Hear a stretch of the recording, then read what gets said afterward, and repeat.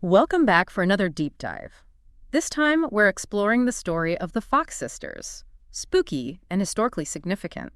We'll be using the Spiritist Encyclopedia, it's hosted by Fraternidad Lissa Spirita, to really dig into their story. I mean, you've probably heard how they're linked to spiritualism, but we're going deeper than that, uncovering their impact on how we understand the spirit world. And to do that, we need to understand what spiritualism even is and how it all connects to Spiritism. A very important distinction.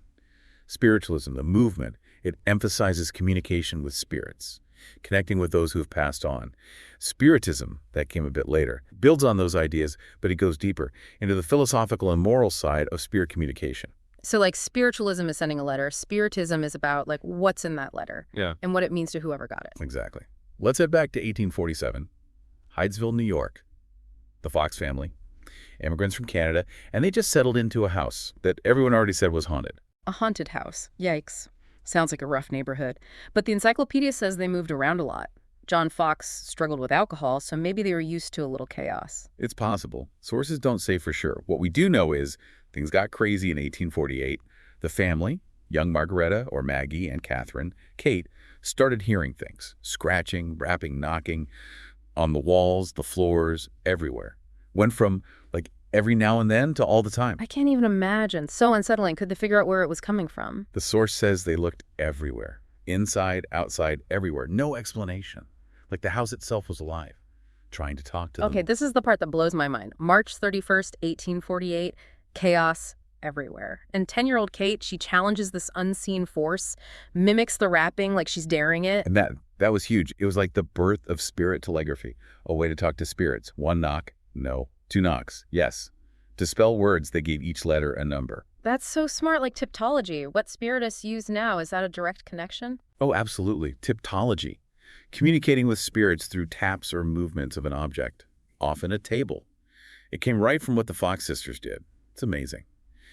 This little girl with a kid's dare, she basically started a communication method that changed spiritual practices forever. So with this spirit telegraphy, they started figuring out who this spirit was. Said his name was Charles B. Rosma, a peddler. Said he was murdered in the house 5 years before. Yeah.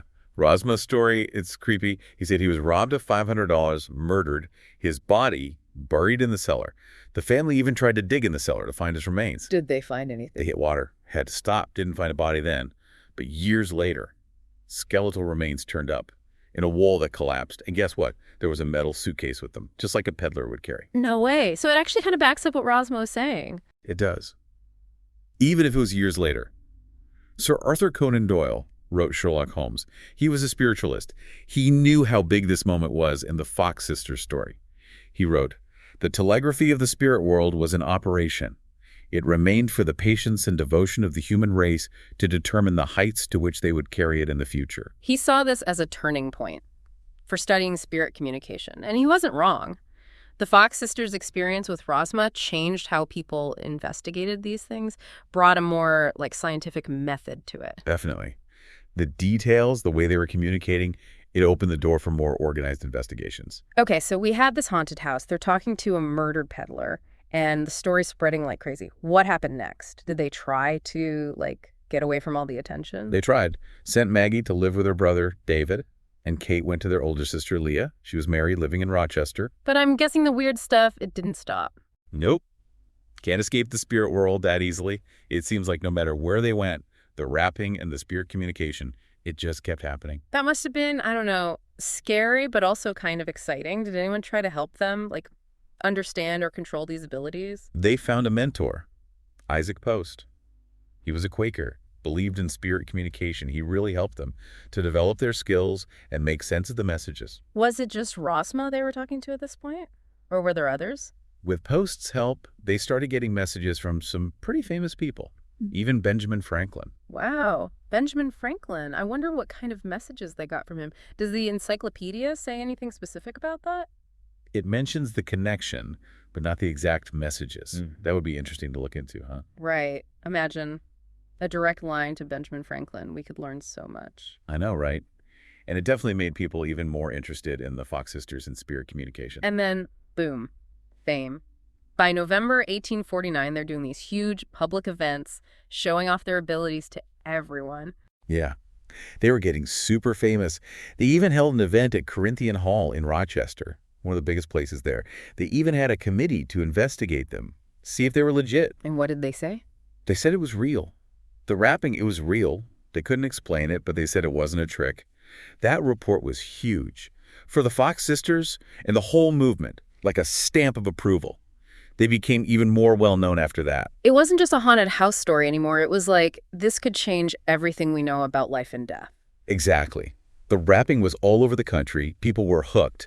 This idea of talking to their loved ones who were gone, learning about the afterlife, the Fox sisters, they were leading the way. This new spiritual awakening. I think that report must have been a game changer. These important people saying, yes, it's real. It gave them credibility, right? It wasn't a ghost story anymore. It was real. And that must have made even more people interested. I think so, too. It gave legitimacy to something that people thought was, I don't know, crazy. Yeah. And it made people think, okay, maybe we need to take this spirit communication thing seriously. So touring the country, big crowds, they're like at the center of this spiritual revolution. But I'm guessing it wasn't all sunshine and roses. You got that right. With fame, well, controversy comes knocking. And the Fox sisters, they were young, thrown into all this. They were about to face some serious challenges that would really test them and shape their legacy forever. When we left off, the Fox sisters, they were on top of the world, famous, huge crowds, leading this spiritual revolution. But like you said, fame is not always easy. What kind of challenges did they run into as they got more and more famous? Well, people weren't all happy about it. They got a lot of pushback. Religious groups, they said it was evil. Skeptics said they were faking it, tricking people. They even got threats, people threatening to hurt them. Can you imagine? Threats? That's awful. They were so young. How did they deal with all that? All that pressure, people watching their every move? It must have been really hard. And remember, they didn't really have anyone to guide them. All this fame and the responsibility that came with it, it was a lot to handle. And yeah, they did make some mistakes along the way. They needed money. And I think maybe the whole entertainment scene at the time, it kind of pushed them in the wrong direction. Their performances, they got more, how do I say it, more for show. So they moved away from the spiritual side of things. How did that affect the whole movement? It definitely caused some problems. Yeah. Divided people. Some people, they still believed in the Fox sisters. But others, they felt let down. Like making money became more important than the truth. Even Conan Doyle, in his writing, he talks about how they were taken advantage of. They were just too young to understand what they were getting into. It's a sad story in a way. They had these incredible abilities, but they were still just people, tempted by fame and money. I guess it shows how important it is to, be ethical, especially when you're dealing with something as powerful as spirit communication. Exactly. Their story shows that anyone can be tempted, even people with spiritual gifts. It reminds us that we have to be careful, think critically, both the people who say they have these abilities and the people who want to believe them. Makes you wonder if things could have been different. Maybe with the right guidance, their story would have been more, positive. But even with all that, they still made a big impact. Kate, she went to England in 1871, worked with Daniel Douglas Home, another famous medium. What can you tell me about him? What was he known for? Home was a big name, but controversial. Famous for his seances. People said objects would move, instruments would play by themselves, even people levitating. When he and Kate Fox teamed up, wow, two of the most famous mediums together. It must have been a huge deal. Yeah, I bet. Did they, write down what happened at those seances? Any proof? Not a lot of detailed records, unfortunately. But we do know that while she was in England, some pretty serious scientists got interested in Kate's abilities, like William Crookes, a physicist, chemist. He was already studying this stuff. Crookes, he was a big deal in science. For him to study mediumship, and Kate Fox on top of that, that must have made people take spiritualism more seriously. What kind of things did he find out about Kate's abilities? He wrote down everything he saw, very carefully. And it wasn't just the rapping anymore. Kate was doing new things, like she could make these glowing hands appear. And they could even write. Crookes said once, one of the hands took a pencil from him and wrote something. Then it just vanished. Wow. Reports like that from a respected scientist like Crookes, that must have made people question what they thought about spiritualism. It seems like Kate, she was always pushing the boundaries, discovering new things. It seems like her abilities, or at least what people thought she could do, they kept developing throughout her life. Even her wedding in 1872, it had a touch of the supernatural. People said they heard rapping during the ceremony and that the wedding cake, it floated in the air. A floating wedding cake. That's one way to make your wedding memorable. The Kate's life, it sounds pretty amazing. But things get a little darker when you look at what happened to Maggie and Kate later on. Didn't they both struggle with alcohol? Sadly, yes. Both of them. They went through a lot. The fame, the pressure, all the complications of this world they were in, it took its toll. Yeah. And things got bad between Maggie and Leah, their sister. It caused a lot of tension. And then, bam, 1888. Maggie tells everyone it was all a fake. In the New York Herald, no less. Why would she do that after all these years? It's hard to say for sure. Maybe she needed money and someone offered to pay her to discredit spiritualism. Or maybe she changed her mind. Maybe she started thinking it was evil. Who knows? It must have been a huge shock for everyone in the spiritualist movement. The person who started it all, saying it was all a lie. But wait, there's more, right? She takes it back. She does, just a year later. Says she was pressured into saying it and that she still believes in spiritualism. Wow. What a story. It all started with some rapping sounds in a haunted house, and now it's this crazy tale of fame, lies, family drama. It's amazing. It really shows you the human side of spiritualism. The Fox sisters, they weren't just these mystical figures. They were real people. Yeah. With problems, dreams, contradictions, just like everyone else. And it makes you think about how easily people can be influenced, especially when you're talking about something like spirit communication. It can be hard to know what's real. So what happened after all that? The confession, the retraction, all the drama. What happened to the Fox sisters? Their careers, they basically ended. The scandal hurt their reputation. They both died a few years later in the early 1890s. Not very well known at the end. But even with all the controversy, their impact on spiritualism and even spiritism is huge. They were pioneers in a way. They opened up this whole new world, even if their own journey was full of bumps in the road. So even with all the controversy, what do you think is the most important thing we can learn from their story, especially for people who are interested in these things today? That's a great question. I think the biggest lesson is be curious, but be careful. Be open to new ideas, but think critically. Look at the evidence. Think about why people do what they do. Remember that exploring the unseen world, it can be good, but it can also be dangerous. Wow, what a story. From rapping in a haunted house to, a whole spiritual revolution. It's amazing how much attention the Fox sisters got, and still get, even now. But it's their legacy that's really interesting, how they changed how we think about, the unseen world. It is pretty amazing. Their story, even with all the drama, it really made people start thinking differently about spirit communication. Yeah. It made them question everything they thought they knew about life, death, all that, and what might be out there. You know what I find interesting? It's like their story really fit with what was going on at the time. The 1800s, so much change. Technology, society, everything. People were dealing with loss, uncertainty, and they wanted something to hold on to. Maybe the Fox sisters, even if they didn't mean to, they gave people that something. I think you're right. They gave people a way to connect with the spiritual world, even if it was, controversial. Their methods, like that spirit telegraphy, it was like a system.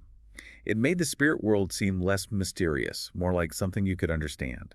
It's pretty cool that even Allan Kardec, the guy who started Spiritism, he respected the Fox sisters. Yeah. He said they were important, right, for showing people that you could talk to spirits. Yeah, he did. Spiritism, it became more organized, more of a philosophy. But Kardec, he saw what the Fox sisters did as the first step. They got people talking about spirit communication, and that opened the door for everything that came after. And you can still see their influence today. Places like Lilydale in New York, that whole town was founded by spiritualists. They even had a memorial for the Fox sisters there. They did. The house they lived in Hydesville, they actually moved it to Lilydale. It was a museum for a long time. Sadly, it burned down in 1955. But now there's the Hydesville Memorial Park, where the house used to be. It keeps their memory alive. It shows you how much their story still matters to people. All those questions about what's real, how we communicate, what happens after we die. So what do you think? What's the biggest thing we can take away from all this? Especially for people who are interested in the spirit world today. That's a good question. I think it's about being open-minded, but also critical. Be curious, but don't just believe everything you hear. Look at the facts. Think about people's motivations.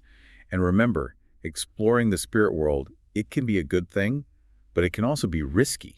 It's like you need a balance. Be open to the mystery, but don't forget to use your head. Exactly. The Fox sisters, they show us that even in the spiritual world, people are still people. Some people will try to use these beliefs to get what they want, to take advantage of others. It makes you wonder how much of what they did was real and how much was because of what other people expected. what they believed? It's a question that never really goes away, and I think everyone has to answer it for themselves as they figure out their own spiritual path. That's a really interesting point. And I think that's why the Fox sisters story still fascinates us. It forces us to confront our own beliefs, what we think we know about the world, and what we don't know. Well, this deep dive has been incredible. We've covered so much, but it feels like we've only just started to understand the Fox sisters and their impact on the world. It's a reminder that people have always searched for meaning, for connection. It's part of who we are. I agree. Their story shows the power of belief, the pull of the unknown, the human need to understand where we fit in the universe. And maybe it also encourages us to keep asking questions, to be open to new ideas, to approach the mysteries of the spirit world with a sense of wonder, but also a healthy dose of skepticism. Well said. Exploring spirit communication, it's a journey. And the Fox sisters, they were a big part of that journey, even with all their flaws and contradictions. If anyone wants to learn more, the Spiritist encyclopedia entry we used is a great place to start. And if you're ever in Hydesville, check out the Hydesville Memorial Park. It's a great place to think about their legacy, and maybe even feel a little bit of that history. It's a good reminder that even in our modern world, with all our science and technology, there are still things we don't understand, mysteries to solve, possibilities we haven't even thought of yet. So true. Thanks for joining me on this awesome deep dive. Keep those minds open and keep asking those questions.